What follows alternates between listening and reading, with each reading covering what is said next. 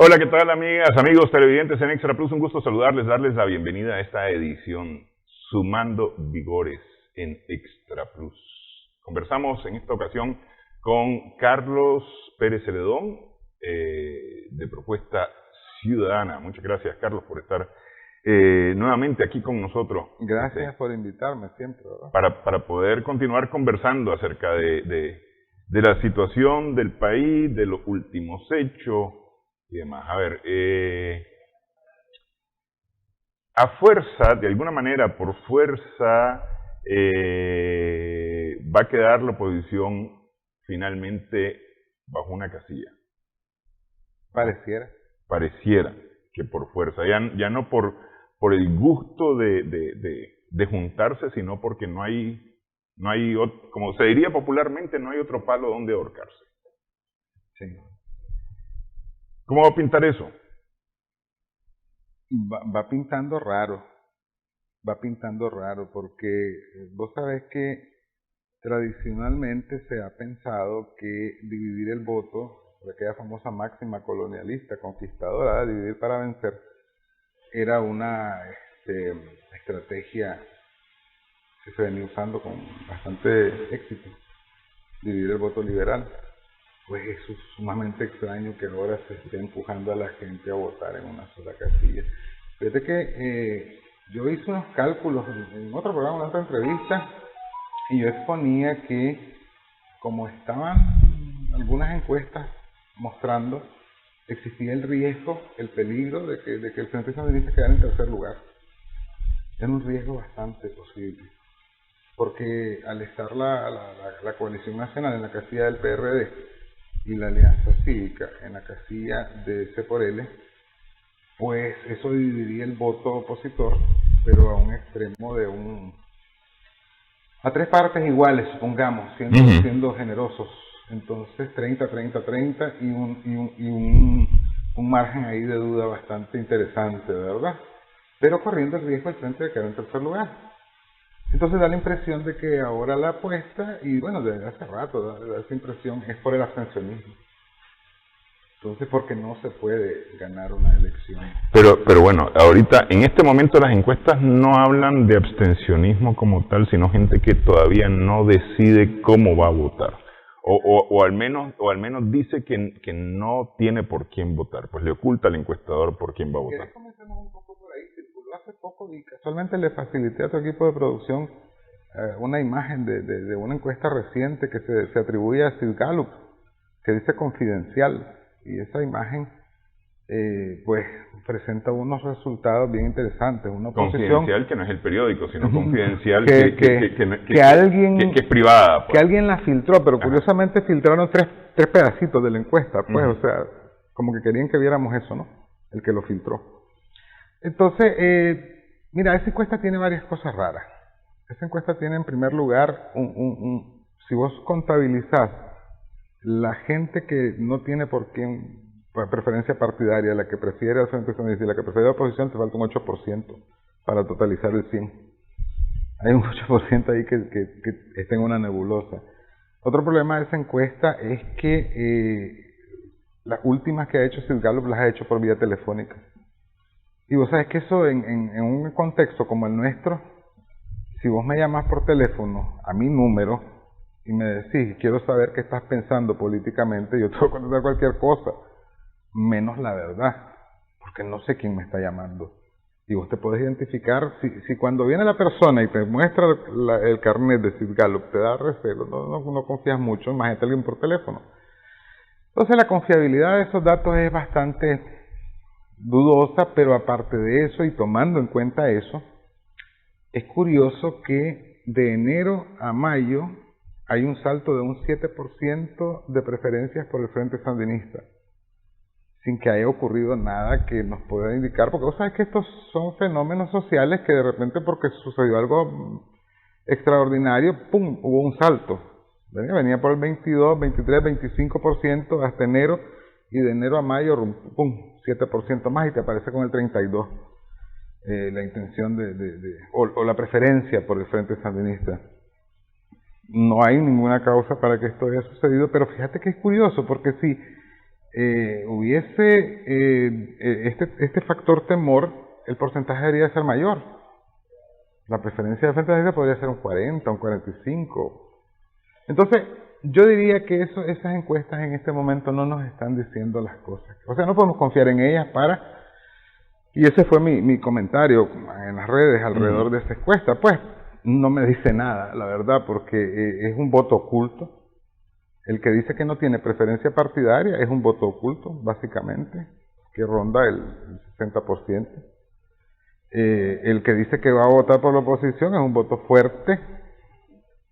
Y el que dice por el frente es una moneda al aire, porque no sé.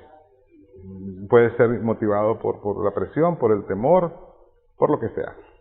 Entonces no me parece a mí que podamos confiar en esas encuestas para hacer cálculos, pero sí en las anteriores, porque estas últimas las están haciendo, como te digo, por teléfono, y eso es, no hay ficha técnica, no hay nada, o sea, solo esa tablita. Pues no le podemos sacar demasiada información, digamos, como para elucubrar alrededor de eso, pero sí te digo, si el Frente tiene una preferencia del 32%, en esa encuesta, con todas esas características que te estoy diciendo, te justifica lo que te comentaba del voto a tres bandas. Eso significaría que cualquiera de los otros dos bloques que capturara más de la tercera parte, que es el 33%, le gana al Frente. Sencillo. Y si se conjugaran los astros, y dos sacan 33.5, y el Frente 32 queda en tercer lugar. Entonces, esas cosas, ¿verdad? A lo mejor de ahí salió la encuesta. Ahora, te la planteo al revés. Resulta que una de las fuerzas de estas tres opciones tiene el 33.5 y el Frente el otro 33.5. Es decir, una segunda vuelta sería entre... No hay segunda vuelta. Con la reforma de la ley electoral desapareció la diferencia. Gana por mayoría simple. Que gane, ¿sí? Es un cálculo que se hizo malo también. Pero bueno. Entonces, eso es lo que está pasando, ¿verdad? En el escenario que estamos hablando de las elecciones. Se está empujando hacia una casilla, lo que me parece a mí una acción suicida, tomando en cuenta eso, que tu preferencia es el 32, y estás empujando, arriando a la gente que vaya a votar a una sola casilla. ¿Con qué objeto? Yo no dudo de la posibilidad incluso de que quiten la personalidad por él. Pero en ese caso, a ver, ¿cómo decirlo sin que suene ofensivo o agresivo? Pero la verdad es que la estrategia es mediocre. La estrategia electoral que se está siguiendo es mediocre. Quitarle la personalidad al PRD con tanta anticipación provoca que tenga la gente 4 o 5 meses para asimilar el golpe e irse por él. Hay gente que incluso ya no le está viendo tan feo al PLC. Hay gente que ya no lo está viendo tan feo al PLC, y si pasara eso de quitarle la personalidad por él, por ejemplo, que puede darse porque se están dando cosas extrañas, entonces van a votar por el PLC. O sea, está el estratega o la persona que está detrás de esta estrategia del proceso electoral está fallando de forma estrepitosa. Pero la gente se preocupa, la gente se aflige, la gente está bajo constante presión de las noticias, pero la verdad es que no son malas noticias, al final de cuentas, para quienes pretenden que a través de las elecciones haya un cambio, ¿verdad? No son malas noticias. Al mismo tiempo se luchaba por la unidad desde la oposición. Por eso te preguntaba yo desde el principio, entonces, es decir, una unidad fuerza, pues. Pues de ahí, sí.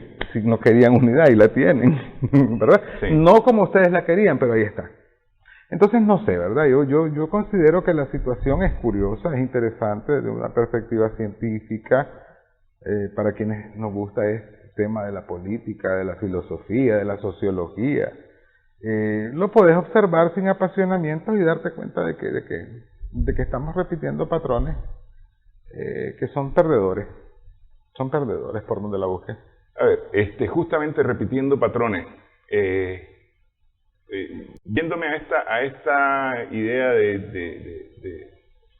o no, más bien a la que es más probable, porque la de las tres bandas era como un escenario posible antes de la salida del PRD. De la salida del PRD. Ahora está básicamente por el gobierno o contra el gobierno el voto. ¿Ah? Es decir, es tan sencillo como eso, de alguna manera. La oposición en esta unidad fuerza, todavía no se ha hablado de cómo se van a elegir a los diputados. Está todavía en pendiente cerrar el proceso de selección del candidato presidencial, ver cómo es que se va a escoger su fórmula.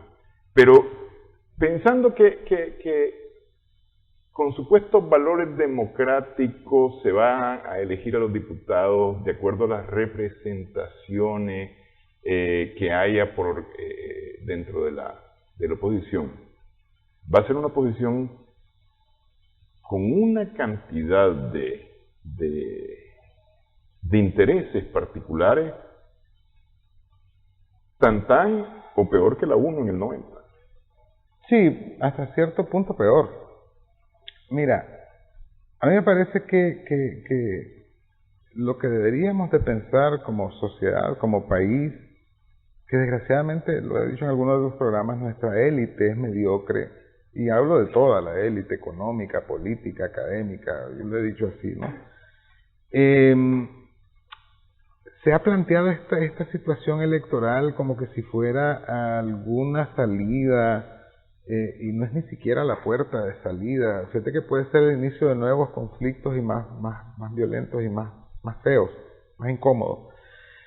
Porque decíamos la vez pasada, hace como 2 programas, te decía yo, el diálogo tiene que ser antes de las elecciones.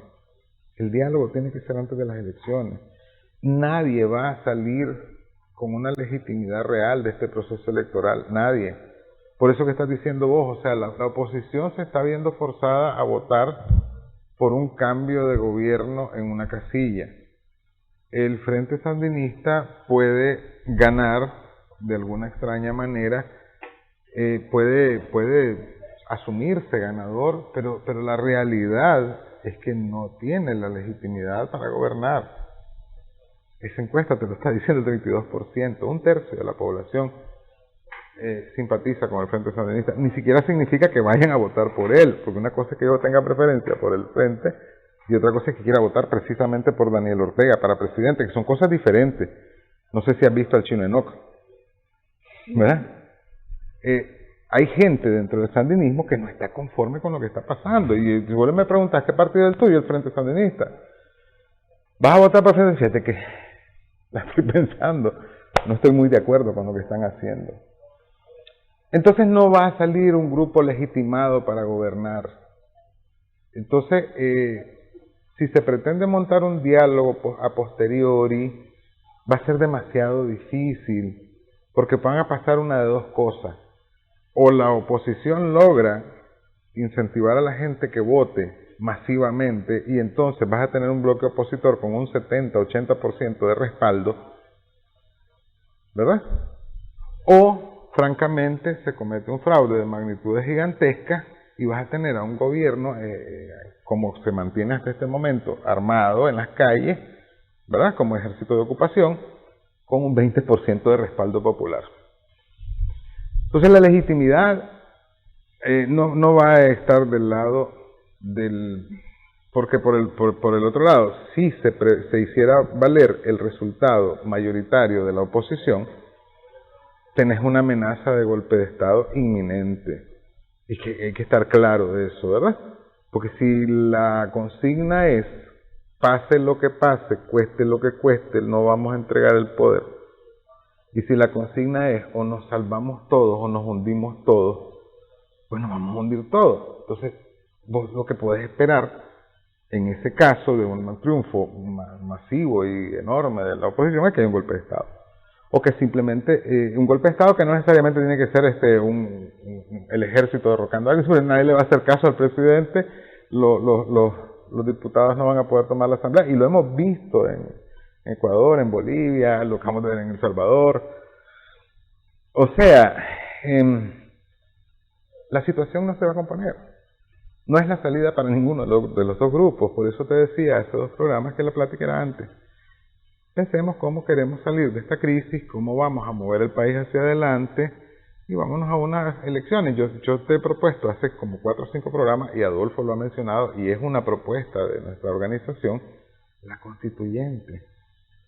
Es nuestra salida. Sí, no, en el 2018 ustedes planteaban el tema del referéndum, pues. Y sigue ahí, es que esa es la salida. Néstor, mira. Ahora, lo que pasa, Carlos, es que lo cierto es que nadie está apostando por diálogo, por lo menos de las dirigencias políticas, nadie está apostando por diálogo en este momento. Y te acabo de decir que son mediocres, Néstor. Sí. Eso es un efecto de su mediocridad. Pero a fuerza, esos que calificas como mediocres son los que están dirigiendo, digamos, lo que es el destino del país, de una u otra forma. Sí, lamentablemente, y tenemos que decir, pues sí, tenés razón, y eso solamente nos dice, pues, que el futuro de Nicaragua está bastante turbio. Ok, vamos a hacer una primera pausa. En esta edición estamos sumando vigores. Conversamos con Carlos Pérez Celedón de Propuesta Ciudadana.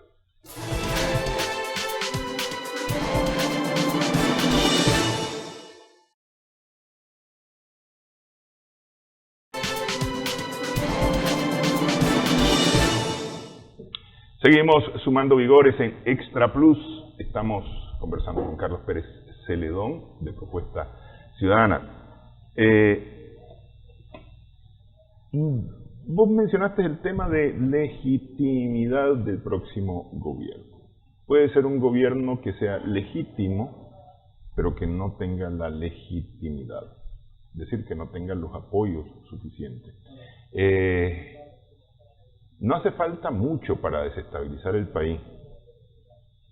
Yo creo que exageradamente, pero así puesto de manera exagerada, un 5% de la población, ¿no? Estás hablando de 200.000 a 300.000 personas. 100.000 personas.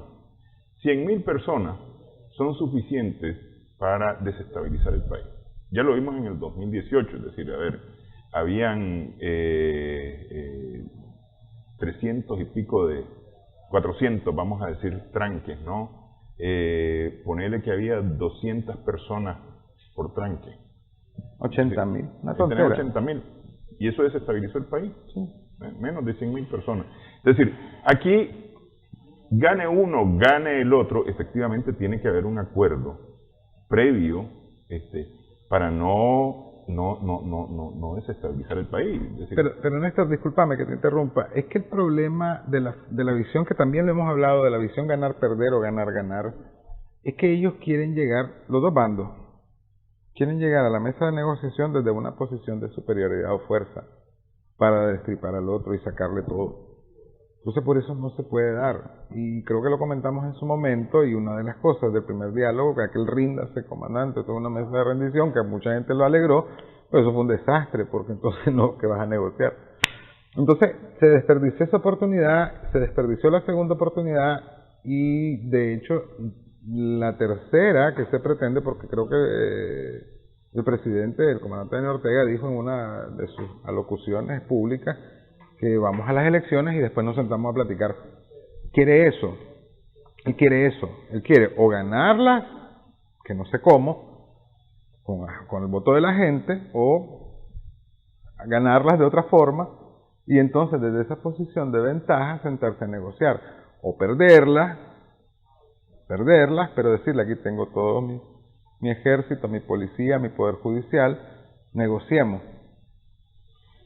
Son posiciones perdedoras para el país y también para ellos, para las partes, pues. Te quiero comentar sobre este tema del diálogo, porque la verdad es que siguiendo la situación de Colombia, que ya pasa del mes de protestas en Colombia, con cerca de poco más de 50 personas fallecidas, el presidente Duque hablando de poner toda la fuerza militar y policial para restablecer el orden y demás.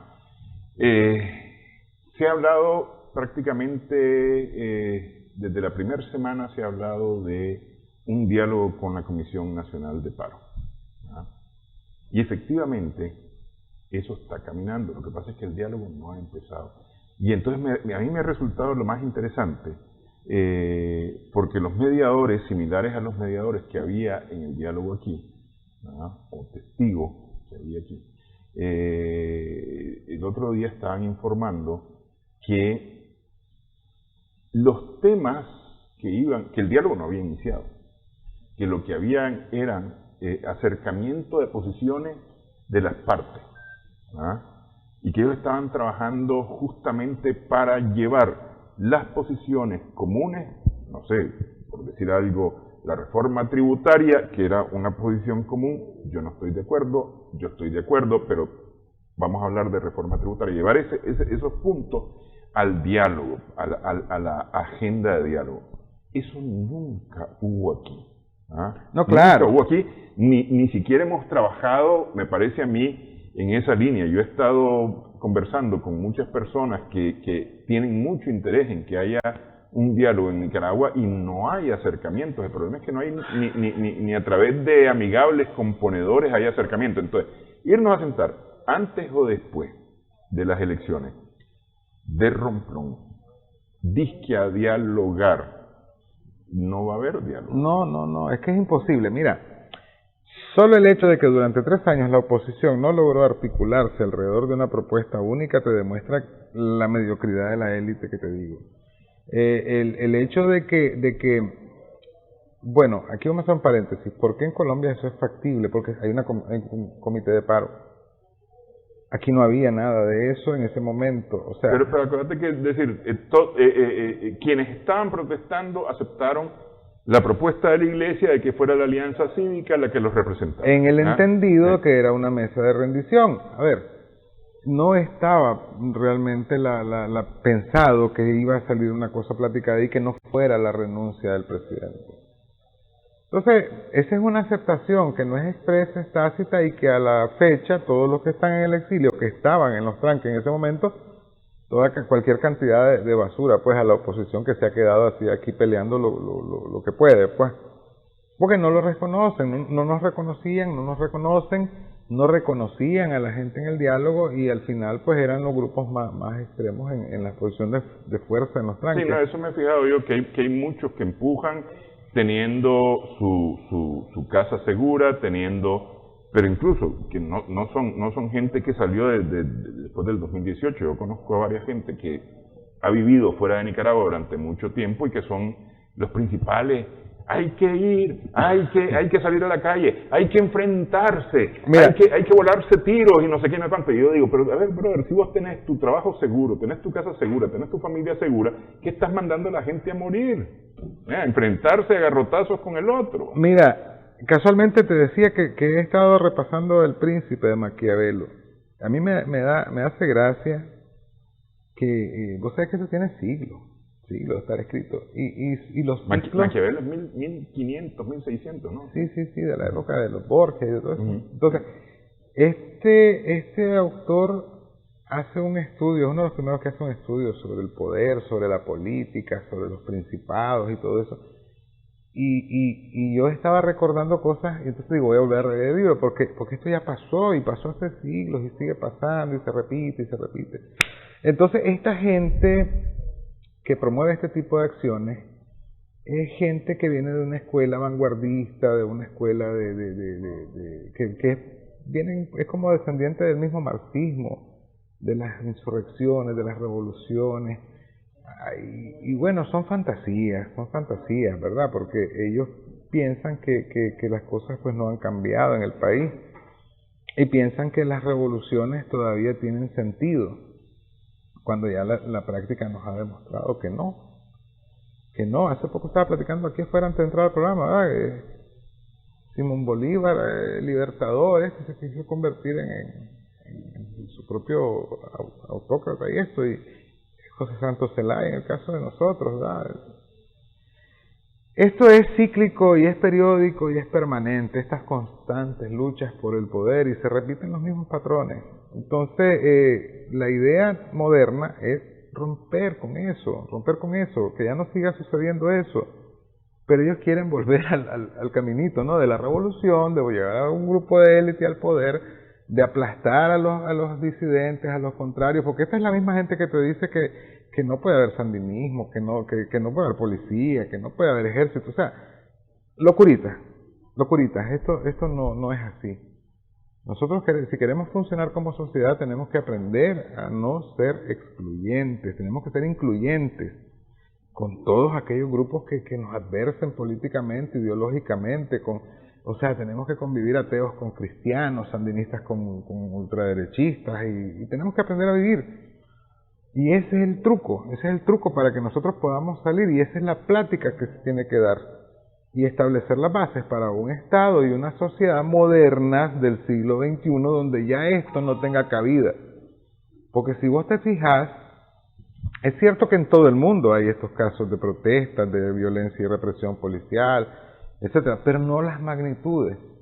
Y es más esto en lugares donde tenemos todavía, digamos, atraso social, económico, educativo, cultural. Entonces aquí es donde vemos esas cosas, en Latinoamérica, en Asia, donde vemos este tipo de fenómenos, porque somos países atrasados. Esa es la realidad. Entonces estas ideas de volvamos a lo mismo, vamos a otra revolución, son atrasadas. Yo eso de los tranques y esas cosas yo nunca lo avalé y no lo avalaré, pues, porque ¿qué país puede desarrollar en esas condiciones? Te estoy diciendo. Si nosotros, la oposición, lograra el triunfo electoral de alguna milagrosa manera y se reconociera, no porque no tenga los votos, sino por lo que ya sabemos, te van a montar las azonadas del otro lado, porque es la misma lógica, no dejar gobernar a eso. Por eso te decía, es decir, no necesita, es decir, y yo lo decía, exageradamente un 5% de la población para desestabilizar al país. Así es, mientras no nos pongamos de acuerdo, te digo, este gobierno que resulte este año, pues va a tener que tener a la policía en la calle y a los soldados en la calle, porque el que gane, porque le viene el medio vuelto, porque así somos, o sea, somos una sociedad atrasada, y eso es culpa y responsabilidad sobre todo de las élites, porque la gente va, si no encuentra salidas inteligentes, pues va por donde se pueda. Las masas se mueven como el agua, bro. Vos sabes, el agua nada la detiene. Ahora, sin embargo, Carlos, a estas dirigencias cada vez la gente les hace menos caso, es decir, yo veo que hay un sentimiento justamente de eso, de decir, estos no me están representando, no están pidiendo lo que yo quiero. A veces por exceso y otra por defecto. Sí, pero es decir, cada vez son menos representativas. Bueno, sí, mira, ese es un fenómeno de tipo global también, digamos la clase política. No sé si te comenté en algún programa, yo estuve en la URSS cuando un politólogo, un egresado de la Lomonosov, de la mejor universidad allá, presentó su tesis y me pareció súper interesante porque él hablaba del surgimiento de una nueva clase social, que era la clase política, y en el caso de ellos la clase burocrática, ¿no?, de la URSS. Que él decía que ya había una nueva clase en el sistema social que no estaba prevista en los esquemas marxistas, ¿no? de los ricos contra los pobres, del empresario, de los burgueses, de la clase media. Esta es una clase que ha generado todo un hábitat, ¿verdad? Su entorno, su ecosistema y tiene sus propios intereses ¿verdad? Entonces esto se ha desligado de la clase política a nivel global se ha aislado de lo que pretendía o debería de ser, que es el ejercicio de la representación de las masas o de la gente, ¿no? Eso es global. Entonces, si vos te fijas, decíamos que la encuesta no nos da mucho margen o de análisis, pues no nos da mucho material de análisis, pero no necesitamos esa encuesta para saber que efectivamente los partidos políticos tradicionales en Nicaragua están totalmente a la baja, son imperseguibles, o sea, nadie confía en ellos. El partido más fuerte sigue siendo el Frente Sandinista como estructura, como organización, ¿verdad? Por las razones que sean, no vamos a criticar eso.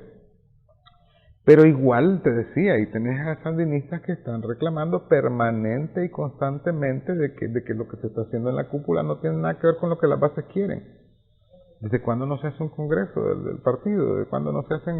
Antes en los 80 teníamos los de cara al pueblo, teníamos un montón de cosas. Se hizo un intento de primarias, recuerdo yo la consulta popular, se le llamó, para diputaciones en el 2001, algo así.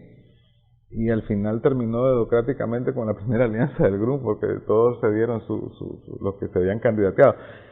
El divorcio es global. En Nicaragua tiene unas justificaciones clarísimas. La entrega de las alcaldías por Arnoldo Alemán en el 2008. O sea, él ganó, al PLC ganó un montón de alcaldías que las entregó. Entonces la gente dice, ¿yo por qué voy a ir a arriesgarme, voy a ir a votar o voy a ir a pelear por un equipo, por un tipo que le valió haber ganado y entregó? El PLI, el antecesor de ese por él, Eduardo Montealegre, llegó para hacer la segunda fuerza y dejó pasar una denuncia de fraude, faltando contar un 6-8% de los votos y aceptó la derrota. Entonces, ¿quién va a ir con ese equipo? Entonces, el desprestigio de los partidos políticos está sobreganado, o sea, se lo merecen, no merecen nada. Entonces, en este caso, con contexto extremo, la gente podría ir a votar, pero no significa, ni mucho menos que le estés dando un verdadero aval o cheque ahí en blanco, anda a hacer lo que vos querrás. Entonces, todo ese fenómeno, te digo, de que decís vos, se puede evolucionar en algo también diferente, no sabemos. Y puede ser en las elecciones, después de las elecciones e incluso antes de las elecciones. Los estallidos sociales, pero eso como las erupciones volcánicas. Vamos, no sabes cuándo, ¡puf! Y de repente por la razón más tonta. Entonces sí, estamos caminando sobre digamos, un terreno bastante peligroso. Porque la gente dice, no hay armas para una guerra, así que no son así las cosas, ¿verdad? Donde ocurren estas situaciones son desbordamientos masivos de tal cantidad de personas que las armas no son necesarias. Es simplemente como cuando sale aquel... ¿dónde es? En Pamplona. ¿Dónde es que hacen las... En Pamplona, sí. Aquella de los toros. Sueltan los toros y sálvese quien pueda. Y es estampida de gente y de toros. Sí. Eso es lo que puede pasar en cualquier momento. Y no es querer aterrorizar a la gente, Okay. Ni mucho menos. Veamos los caminos, Carlos. Las opciones que tenemos en este momento. Si querés, lo vemos. Hacemos una pausa primero en esta edición, Sumando Vigores. Estamos conversando con Carlos Pérez Celedón.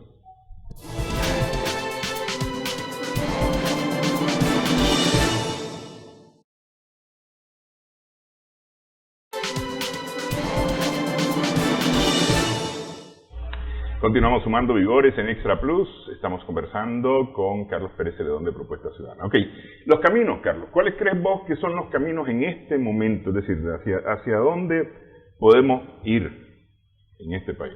Pues fíjate que... Es decir, entendiendo o procurando no ir al desastre. Mira, los escenarios, yo hice un ejercicio hace como 2 años tal vez. Creo que recién había pasado el caso de Bolivia. Viendo precisamente qué escenarios hay para Nicaragua, ¿verdad? Y tomando como ejemplo modelos que están ahí visibles, ¿verdad? Y nosotros tenemos 4 opciones, pues, o sea, tenemos opciones como ir a elecciones, o sea, la opción ideal es lograr este acuerdo, hacer una constituyente, y discúlpame que siga con el comercial, pero es que es la única opción real, válida para salir de la crisis. Pero también podría ser ir a elecciones, respetar los resultados y comenzar a partir de ahí un gobierno de transición donde se dé el espacio para abrir la constituyente. Es que nadie va a poder gobernar, te lo decía, ¿verdad? Ese es el escenario ideal, pero los escenarios distintos que se pueden dar son, por ejemplo, el que te planteaba de un triunfo desconocido por cualquiera de los dos lados que termine en un conflicto y que ese conflicto pueda producir una reproducción del conflicto, y ese es el escenario haitiano. Uh-huh. Haití así fue como llegó a como está ahora el estado actual. Uh-huh. Un derrocamiento, luego una contrarrevuelta, luego otra contrarrevuelta, llegaron los cascos azules, hasta que todo el mundo dijo, bueno, hagan lo que ustedes quieran, y ahí los dejaron, ¿verdad? Sí. Ese es el escenario más tenebroso, que podría ser producto de una rebelión también. Si nosotros, esa gente que promueve, por ejemplo, ¿verdad?, una insurrección cívica o pacífica, cree que simplemente es llegar, derrocar y quedarse, están locos. Nosotros tuvimos 10 años de contrarrevolución en Nicaragua en la década de los 80, y eso es lo que sigue. O sea, si el Frente Sandinista fuera derrocado de alguna manera no legal, pues está en su derecho, entre comillas, de buscar como el medio vuelto, ¿no? Y entonces eso nos llevaría a un escenario como el haitiano. Cualquier escenario de rebelión que termine en un derrocamiento, que no pase por elecciones, nos lleva a un escenario haitiano. Es que, a ver, no vamos a volver a 1990, es decir, la situación de 1990 no va a volver, es decir, pensar en unas condiciones similares a las que hubo después de 1990, no va a haber. No hay forma de que se repita eso. Es decir, eso. que el Frente vaya a paralizar el país con tranques y demás,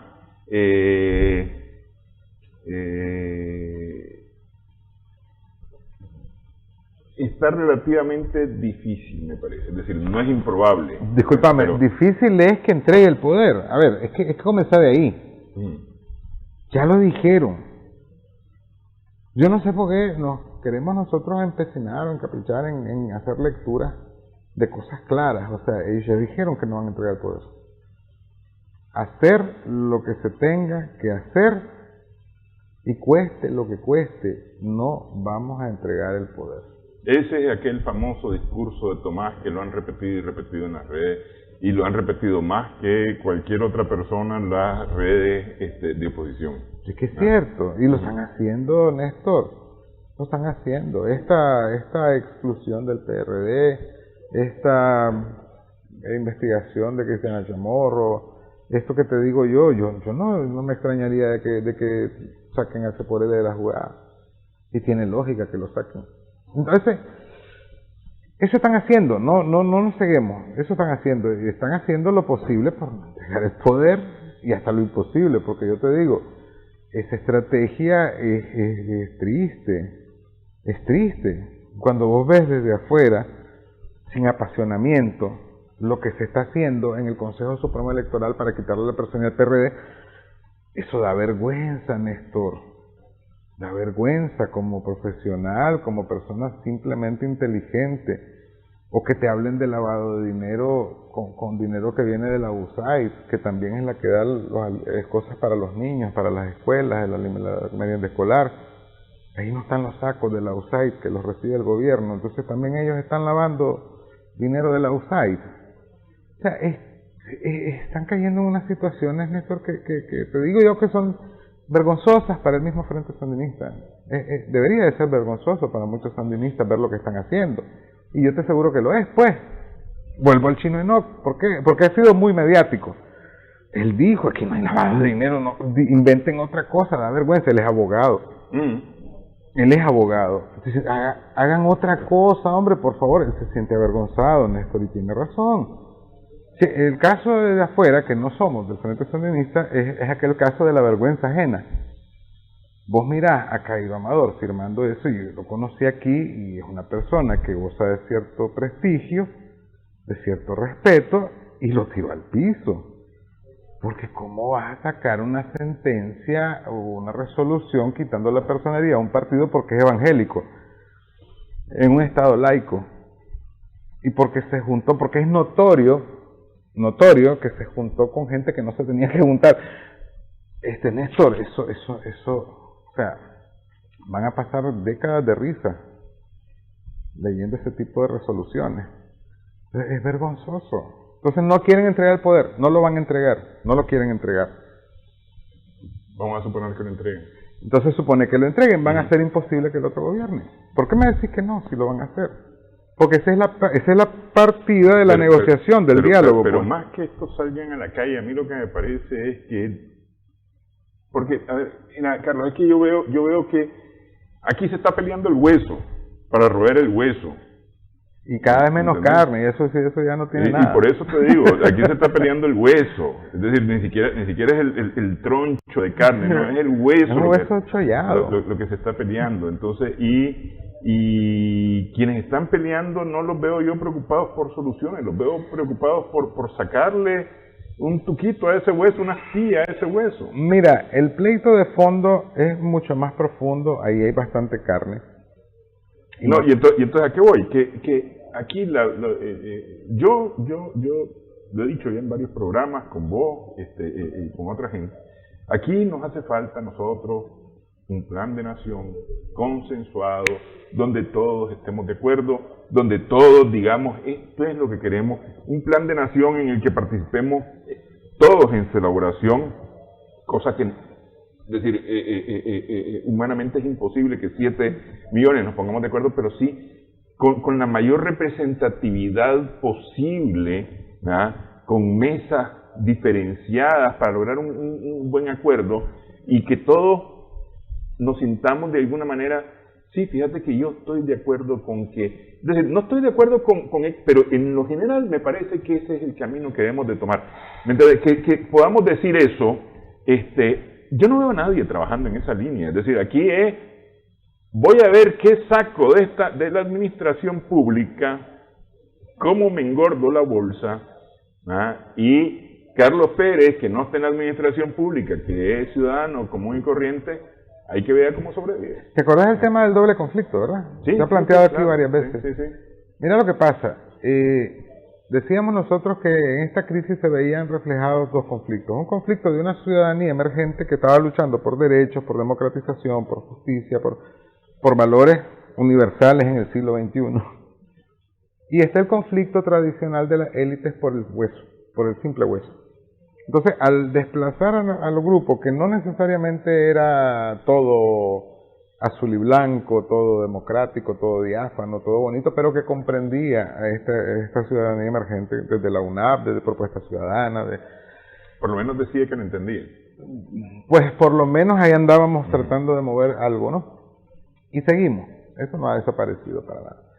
Entonces, pues se ha convertido en eso, en una lucha tradicional en el conflicto 1, en el conflicto de toda la vida, con la salvedad de que las dos partes en conflicto no tienen la legitimidad de la gente. ¿Ves? Y eso es terriblemente grave porque hace que un país sea ingobernable. Entonces, lo que te quería decir también es que en ese pleito del hueso que vos lo ves como el poder, es todo lo que viene con ello, con el poder. Por ejemplo, si el Frente Sandinista no hubiese estado en el poder, no se hubiera apropiado de los $5.000 millones que vinieron con la cooperación venezolana, ¿verdad? Porque esto, si vos te acordás, lo gestionó Nicho Marenco cuando todavía era alcalde, hizo Albanic o Albanica, algo así, y después lo transformaron en Albaniza, le quitaron a las alcaldías, porque él estaba haciéndolo vía alcaldías sandinistas, un acuerdo ahí para trabajar con el petróleo de Venezuela. Llega al poder en el 2007 el Frente Sandinista, ¿verdad? Y entonces Matanga dijo la changa, venga para acá. Y esto no pasó como cooperación de Estado a Estado, sino que se privatizó. Eso te lo permite el poder. El poder permitió que con esa plata, más la plata del gran capital, se hicieran otro tipo de negocios e inversiones, que los puso de acuerdo para llevar al modelo de diálogo y consenso que Pela salía hablando maravillas, que el difunto Lacayo, Antonio Lacayo, que seguramente fue uno de los enlaces en esas negociaciones, decía que wow, esto lo vamos a exportar. Pela dijo, esto hay que exportarlo, este modelo de diálogo. Es un corporativismo que viene desde Mussolini, desde Hitler. El corporativismo no es un invento reciente y no hay que satanizarlo. Es para qué se usa. Es como todo en la vida, ¿verdad? Los libros son buenos, pero si yo con ese libro te parto la cabeza, entonces aliar a los distintos estratos sociales en gremios y conglomerados con el poder puede ser bueno y puede ser malo. Entonces, ¿para qué se usa? Entonces, esto es lo que está pasando. Ellos pretenden, esos dos grupos que están pugnando por el poder, es una pugna como la que se da dentro de las empresas, por una directiva entre socios, accionistas, ¿verdad? ¿Quién se le va arriba a quién para tomar las decisiones principales? Hay mucha plata detrás de eso que no la vemos nosotros y no la vamos a ver tal vez nunca. Hay muchísimos negocios ahí. ¿Por qué? Porque se mezclaron entre Estado, empresa privada, partido, y se convirtió esto en un solo consorcio, ¿verdad? Donde todo lo nuestro era de ellos, la Cosa Nostra, ¿no? Entonces ellos están peleando por esa cuestión ahí. Y fíjate que eso es bien interesante de analizar, porque mucha gente en la oposición cree que ya hay un pacto y que se por él le va a seguir jugando el rol que te decía yo, cómo fue que perdieron la credibilidad y el apoyo popular los partidos políticos, pues dejando pasar todo los fraudes y lo que se denunciaba, pues no digamos que los hubo, pero que se denunciaban y de repente se planchaban. Entonces, la gente teme que esté arreglado eso, y yo creo que incluso si eso estuviera arreglado, son tan grandes los intereses que están del lado del gran capital, que ellos con los votos se pueden dar vuelta.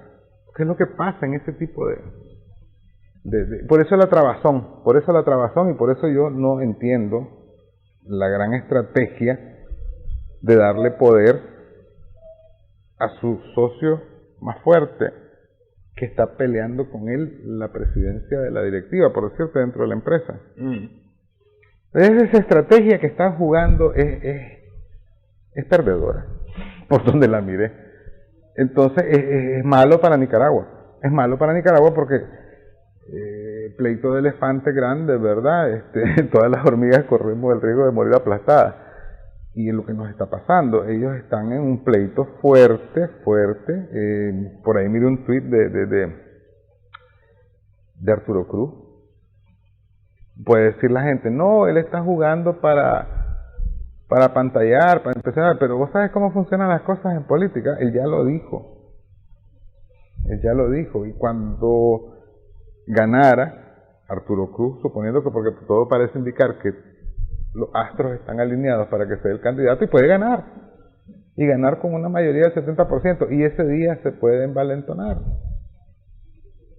y él va a recordar todos sus tweets, y va a decir, yo te lo dije,